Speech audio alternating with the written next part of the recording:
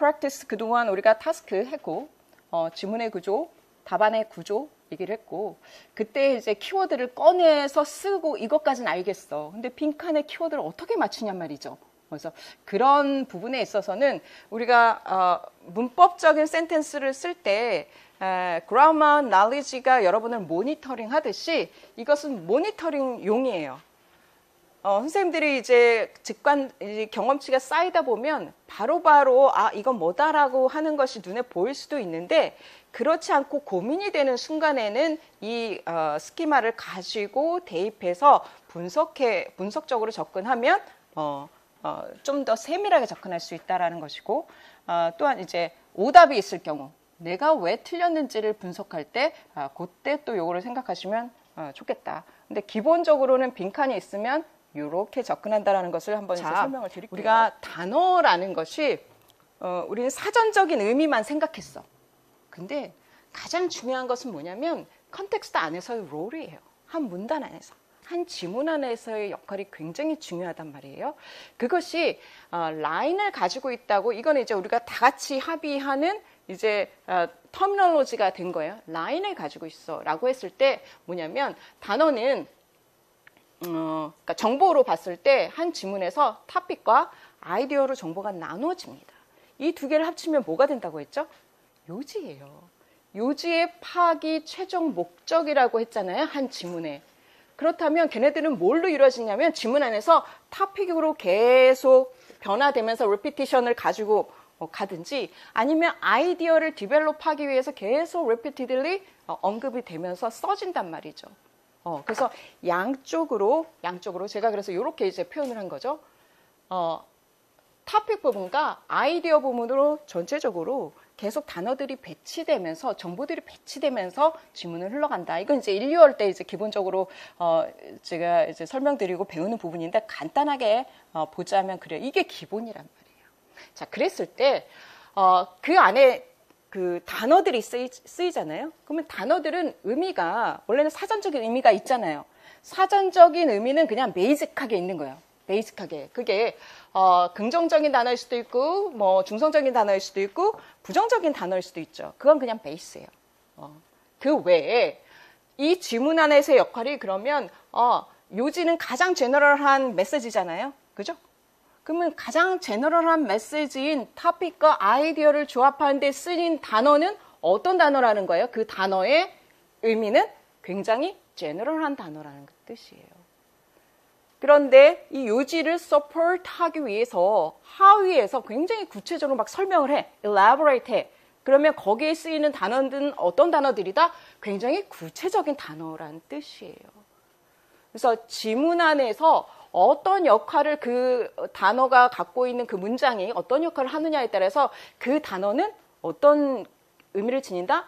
제너럴한 의미 또는 굉장히 스페시픽하고 디테일한 의미를 지닐 수 있다는 거예요. 단어 레벨로 봤을 때. 왜 우리는 단어를 찾아야 하니까 그렇게까지 의미를 분화해서 본다는 거죠.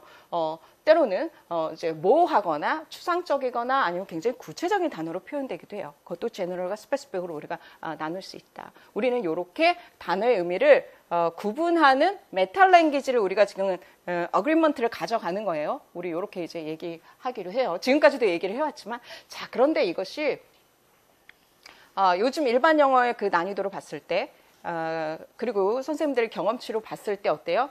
요지를 포함할 때 우리는 이걸 되게 비유적으로 얘기를 하더라 했잖아요. 비유적으로 요지를 표현한 곳에 쓰인 그 단어는 어떤 뜻을 가지고 있겠어요? 비유적인 뜻을 가진 단어겠죠. 그죠? 그렇지 않고 그냥 일반적인 리터럴 의미를 지닐 수도 있고.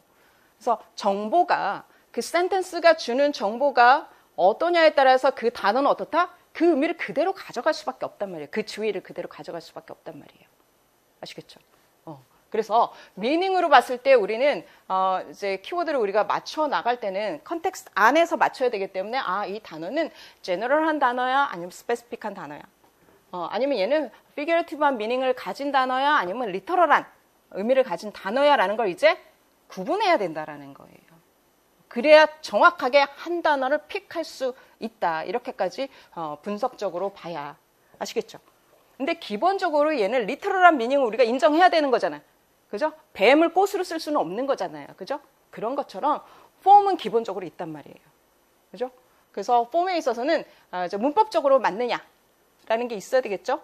이게 기본인 거고. 그 다음에 센텐스 스트럭처 안에서 제가 지난 시간에 패러렐이라고 얘기를 했는데 정확하게 이제 좀 보자면 병치가 동등한 패러렐일 수도 있고 컨트라스트도 있다란 말이죠. 결국 센텐스 스트럭처 안에서 맞는 그 폼과 의미를 찾아야 되는 부분이 있어요. 그래서 폼적인 측면은 우리가 문법도 보고 이렇게 센텐스 스트럭처도 봐야 한다라는 거 아시겠죠? 그죠? 지금까지 얘기했던 거를 한번 이제 정리했다라고 보시면 돼요. 그렇게 했을 때, 자, 그거를 이제 우리가 표시하는 이제 도식이라고 생각을 하면 좋을 것 같아요. 그래서, 라인은 있다. 라인은 무엇이냐? 토픽 쪽이야? 아니면 아이디어 쪽이야? 이 정보가 쓰인 게, 이 단어가 쓰인 게. 자, 그랬을 때 토픽 쪽도 제너럴한 단어야? 아니면 스페시픽한 단어야? 이제 알 수 있겠죠. 근데 이게 피규레이티브한 미닝이야? 그렇지 않고 리터럴이야. 이렇게 좀 나눌 수가 있겠죠. 그러면 지문이 흘러가면서 보통은 어떻게 되냐면 제너럴한 단어에서 점점 스페시픽으로 올라간다. 서포팅 디테일. 그리고 한 문단이 끝났어. 그 다음에 또 다시 제너럴에서 스페시픽으로 흘러간다. 이렇게 될 가능성이 되게 높다라는 것이고, 아이디어 쪽도 A는 B야 라고 했을 때 B야 라고 했던 부분도 B야 라고 제너럴하게 얘기하고 그 다음에 그걸 서포트하게 해서 점점 스페시픽하게, 디테일하게 단어들을 늘어놓으면서 센텐스를 구성할 수 있다. 이해되시죠? 근데 중간에 조금 더 멋있게 쓰기 위해서 어텐션 게팅을 하기 위해서 미닝을 조금 더 깊이 주기 위해서 비유적인 의미를 쓸 수도 있고 그렇지 않고 그냥 리터럴하게 쭉 쓸 수도 있고 이거는 작가 마음이란 말이죠. 근데 대부분 우리가 밑줄이 되는 부분은 어디서 나와요? 피규레이티브한 의미가 있을 때 그럴 때 밑줄을 딱 주고 요지가 그 안에 딱 숨어 있단 말이죠. 그러면 그 요지 안에 피규레이티브, 양쪽 다 피규레이티브해. 토픽도 피규레이티브하고 아이디어도 피규레이티브한 것들이 센텐스 안에 이제 단어가 배치되어 있겠죠. 아시겠죠? 자, 그래서 먼저는 문제를 푸는 순서는 어떻게 되냐면 빈칸을 봐. 그러면 그래머와 스트럭처를 먼저 따진다. 그죠? 얘 명사가 필요해, 형용사가 필요해. 패러렐 구조 안에서 이쪽에 디스어그리먼트 했으니까 그거에 상응하는 컨버전스가 아니라 어그리먼트 수준의 단어가 필요해. 이런 식의 센텐스 스트럭처를 먼저 보고 그리고 나서 그 지문의 빈칸 위치를 보면 얘가 제너럴한 레벨일 것 같아. 한 패러그래프의 첫 번째 센텐스야. 이런 식으로 우리가 계승을 해 나가는 거죠. 그 중에서 토픽 쪽인지 아이디어 쪽인지를 읽어가면서 판별한다. 아시겠죠? 그래서 지문에 만약 중간이야.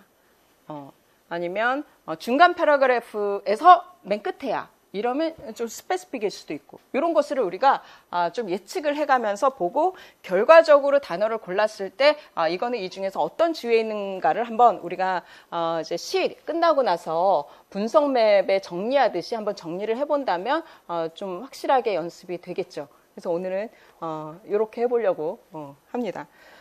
그래서 제가 이렇게 워크시트로 요거를 이제 놨어요. 그래서 제가 필기를 할 때 선생님들도 여기다 뭐 문항 번호를 쓰고 나서 어느 쪽에 있는지를 표시를 하면 되겠죠. 얘는 제너럴해, 리터럴이야. 뭐 이런 식으로 뭐 명사야, 뭐 형용사야.